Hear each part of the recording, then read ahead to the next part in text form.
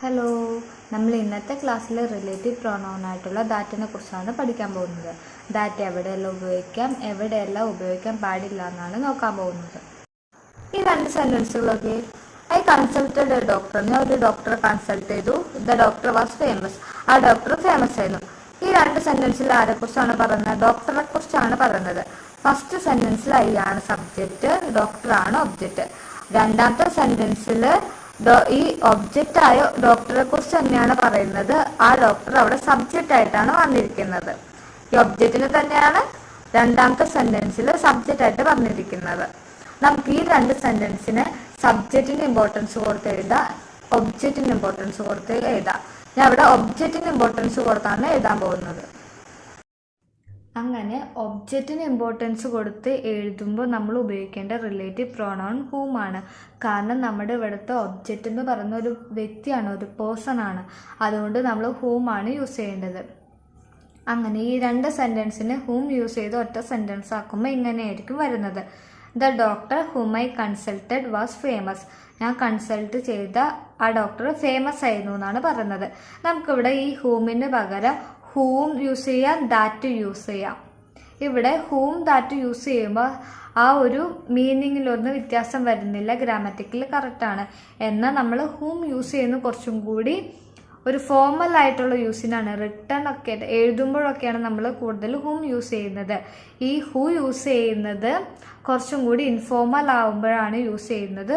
അതുപോലെ തന്നെ ദാറ്റും കുറച്ചും കൂടി ഇൻഫോർമൽ ആയിരിക്കുമ്പോഴാണ് യൂസ് ചെയ്യുന്നത്.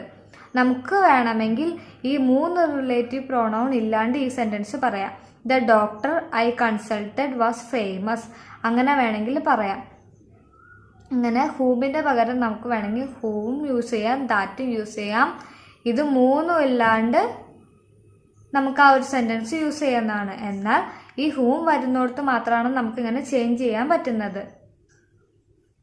ഈ സെൻറ്റൻസുകളൊക്കെ ഐ ലൈക്ക് ദ പീപ്പിൾ. എനിക്ക് ആളുകൾ ഇഷ്ടമാണ്. I work with them. ഞാൻ അവരുടെ കൂടെ വർക്ക് ചെയ്യുന്നു. ഈ ഫസ്റ്റ് സെൻറ്റൻസിൽ സബ്ജക്റ്റ് ആണ് ഐ, ഒബ്ജക്റ്റ് ആണ് പീപ്പിൾ. സെക്കൻഡ് സെൻറ്റൻസിൽ സബ്ജക്റ്റ് ആണ് ഐ, ഒബ്ജക്റ്റ് ആണ് ദം. ഈ ഫസ്റ്റ് സെൻറ്റൻസിൽ സെക്കൻഡ് സെൻറ്റൻസിൽ സബ്ജക്റ്റ് സെയിം ആണ്. അതേപോലെ ഫസ്റ്റ് സെൻറ്റൻസിൽ ഒബ്ജക്റ്റ്, സെക്കൻഡ് സെൻറ്റൻസിൽ ഒബ്ജക്റ്റ് സെയിം ആണ്. ഒരേ ഒബ്ജക്റ്റിനെ കുറിച്ചാണ് പറയുന്നത്. അതുകൊണ്ട് നമ്മൾ ഇവിടെ ഉപയോഗിക്കേണ്ട റിലേറ്റീവ് പ്രൊനൗൺ ഹൂം ആണ്. കാരണം നമ്മുടെ ഇവിടുത്തെ ഒബ്ജക്റ്റ് എന്ന് പറയുന്നത് പേഴ്സൺസ് ആണ്, വ്യക്തികളാണ്. അതുകൊണ്ട് നമ്മൾ ഹൂം എന്ന് പറയുന്ന റിലേറ്റീവ് പ്രൊനൗൺ ആണ് യൂസ് ചെയ്യേണ്ടത്. അങ്ങനെ ഈ രണ്ട് സെൻറ്റൻസുകളെ ഹൂം യൂസ് ചെയ്ത് ഒറ്റ സെൻറ്റൻസ് ആക്കി മാറ്റുമ്പോൾ ഇങ്ങനെയാണ് വരുന്നത്. I like the people with whom I work.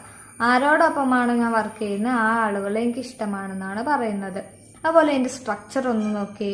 I like the people, അത് അതേപോലെ അതിനുശേഷം വിത്ത് ഹൂം ഐ വർക്ക്. ഇവിടെ ഹൂമിന് ശേഷം ഒരു പ്രൊനൗൺ വന്നിരിക്കുന്നു, അതിന് ശേഷം ഒരു വെർബ് വന്നിരിക്കുന്നു. എന്നാൽ ഹൂമിന് തൊട്ട് മുമ്പ് ഒരു പ്രിപ്പോസിഷൻ വന്നിട്ടുണ്ട്. കാരണം നമ്മുടെ ആ ഒരു ആദ്യത്തെ സെൻറ്റൻസിൽ പ്രിപ്പോസിഷൻ ഉണ്ട്. ഇങ്ങനെ പ്രിപ്പോസിഷൻ വരുന്ന സെൻറ്റൻസുകൾ വരുമ്പോൾ നമ്മൾ ഹൂമിന് തൊട്ട് മുമ്പാണ് പ്രിപ്പോസിഷൻ ചേർക്കേണ്ടത്. അതുപോലെ ഈ ഹൂമിന് പകരം നമ്മൾ ദാറ്റ് യൂസ് ചെയ്ത് പറയുമ്പോൾ എങ്ങനെയാണെന്ന് നോക്കാം. ദാറ്റ് യൂസ് ചെയ്യുമ്പോൾ I like the people that I work വിത്ത് എന്നാവും.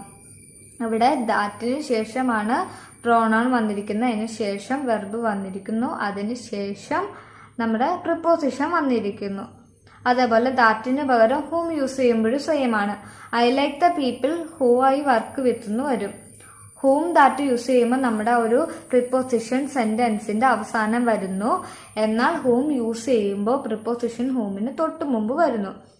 അതേപോലെ ഈ റിലേറ്റീവ് പ്രൊനൗൺസ് ആയ ഹുമ്മും ദാറ്റും ഹൂവും മാറ്റി നിർത്തി സെന്റൻസ് പറയുകയാണെങ്കിൽ അത് മീനിങ് ആയിട്ടുള്ള ഒരു സെന്റൻസ് തന്നെ ആയിരിക്കും.